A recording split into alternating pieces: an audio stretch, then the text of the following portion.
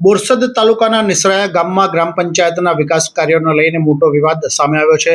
મહિલા સરપંચ અને તલાટી કમ મંત્રી સામે કરાયેલી અરજી બાદ થયેલી તપાસમાં 6 આક્ષેપો સાચા હોવાનું તપાસ અહેવાલમાં નોંધાયું હોવાનું સામે આવ્યું છે.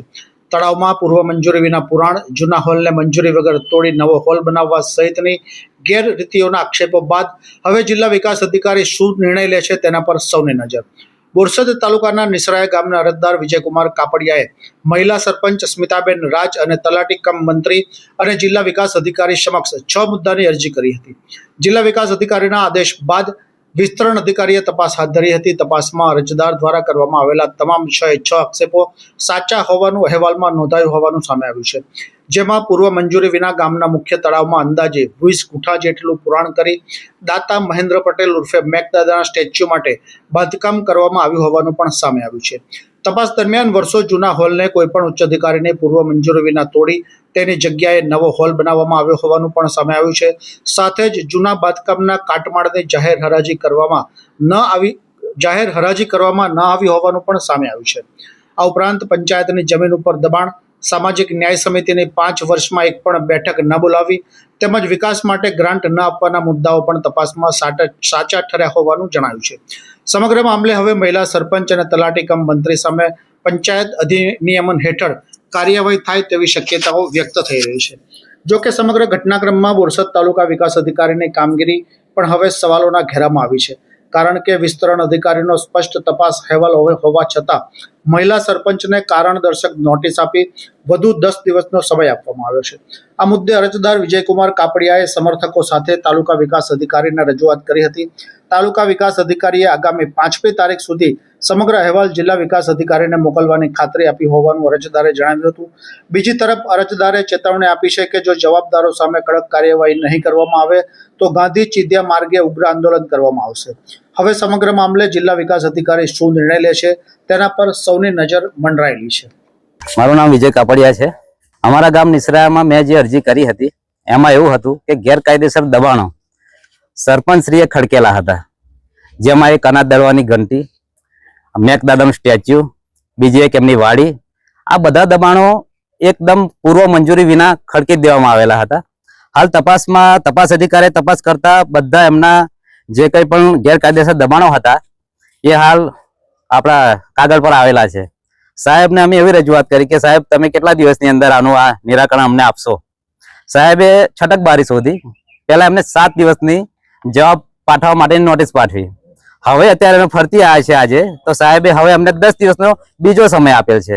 એટલે અમને એવું લાગી રહ્યું છે કે તાલુકા વિકાસ અધિકારી સતીશ પટેલ અને જે અમારા ગામના સરપંચ છે ને એમના સરપંચ પતિ છે વિજયસિંહ રાજ, આ બે વચ્ચે કંઈક વ્યવહારો થયેલા હોય અથવા તો કંઈ પણ પ્રકારે એ બેની કંઈક એવી મિલીભગત હોય, સાંઠગાંઠ હોય જેથી આ અમારા જવાબો આગળ એવા ડીડીઓ ઓફિસ સુધી મોકલતા નથી. આ મારો આક્ષેપ છે એમની સાથે. હવે પછીની લડતમાં જો આ જવાબ 5 તારીખ સુધીમાં અમને કીધું છે કે ડીડીઓ ઓફિસે આપીશું, પણ જો 5મી તારીખે એ લોકો નહીં આપે તાલુકા વિકાસ અધિકારી તો આજે અમે 100-200 ની સંખ્યામાં આવ્યા છે. પણ આવનારા સમયની અંદર 6મી તારીખે અહીંયા આગળ 5000 લોકોનો હુજુમ લઈને હું અહીંયા આગળ આંદોલન કરવા આવીશ. ગામમાંથી અરજદાર દ્વારા અરજી કરેલી અન્વયે વિસ્તરણ અધિકારી તપાસ કરવામાં આવેલી છે. અલગ અલગ સમુદ્દા છે. દબાણ છે, સામાજિક ન્યાય સમિતિની બેઠક ન મળવી, સામાજિક ન્યાય સમિતિના જે નબળા વર્ગ છે એમાં ગ્રાન્ટ ન ફાળવવી, એ મંજૂરી વગર સ્ટેચ્યુ મૂકવું અને દબાણનો, આ રીતે અલગ અલગ પ્રકારના મુદ્દા છે. એનો તપાસ કરી તપાસ અહેવાલ 14/7 ને 15/7 વિસ્તરણ અધિકારી દ્વારા રજૂ થયેલો છે. એ અન્વયે અત્રેટિયા સાથે સરપંચને નોટિસ આપી ખુલાસો માટે કાર્યવાહી શરૂ છે. પૂરતા હજુ તપાસ અહેવાલ અન્વયે નોટિસ આપી છે. નોટિસનો જવાબ હજુ આવ્યો નથી. તપાસમાં અલગ અલગ બેઠક 5 વર્ષમાં મળી નથી. સામાજિક વર્ગના જે પછાત વિસ્તારો છે ત્યાં ગ્રાન્ટ ફાળવી નથી. દબાણ દૂર કરવા માટે પંચાયત સરપંચ દ્વારા કાર્યવાહી થયેલ નથી. સ્ટેચ્યુ બનાવ્યું છે એ બાબતે કોઈ મંજૂરીની કાર્યવાહી ઠરાવ કરેલ નથી. એ બધી બાબતો તેને આવે છે. એટલે આ જોતા તપાસ જે અધિકારી દ્વારા જે રજૂઆત કરવામાં આવી, આપને રિપોર્ટ કરવામાં આવી, રિપોર્ટમાં જે સરપંચ છે તે કસૂરવાર ઠરે છે. હાલ ખુલાસો આવે પછી જે તો નક્કી થાય. અત્યારે હાલ કઈ કેટલા દિવસનો પહેલા ખુલાસો આપવામાં 7 દિવસનો ટાઈમ આપેલો, ત્યારબાદ 15 દિવસની મુદતમાં આવેલી, પરંતુ અત્યારથી 10 દિવસની મુદત આપેલી છે. શા માટે વધારાની મુદત આપવામાં આવે છે? એ માટે ઘરને એવું એકલું કરીને જવાબ કરવાનો હોય. 5 વર્ષના આક્ષેપો છે એટલા માટે એમને મુદત આપણે નિષ્ણાત આપેલી છે. અધિકારીએ તો તૈયારી કરી દીધો રિપોર્ટ, એમણે તપાસ કરી દીધી, બરાબર. તો પછી સરપંચને એવા તો કેવા રેકર્ડની જરૂર છે તો આટલો સમયમાં તમારી પાસે?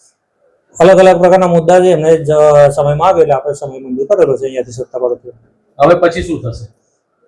ખુલાસો આવે ત્યારબાદ અત્રેથી માન્ય જિલ્લા વિકાસ અધિકારી છે સત્તાની એક મુજબ કાર્યવાહી અર્થે જે પણ આક્ષેપો સાબિત થશે અન્વયે તપાસ અહેવાલ કરવામાં આવશે. હાલ તમારી દ્રષ્ટિએ આક્ષેપો સાચા છે એવું લાગે છે તમને? જે અધિકારી, તમારા જ અધિકારીએ તપાસ કરી છે, તો શું લાગે છે તમને? અત્યારે હાલ તપાસ અહેવાલ મુજબ કાર્યવાહી ચાલુ છે. જ્યાં સુધી બંને પક્ષને સાંભળવામાં આવે ત્યાં સુધી અત્રેથી કઈ એવું નિવેદન ના આપી શકાય.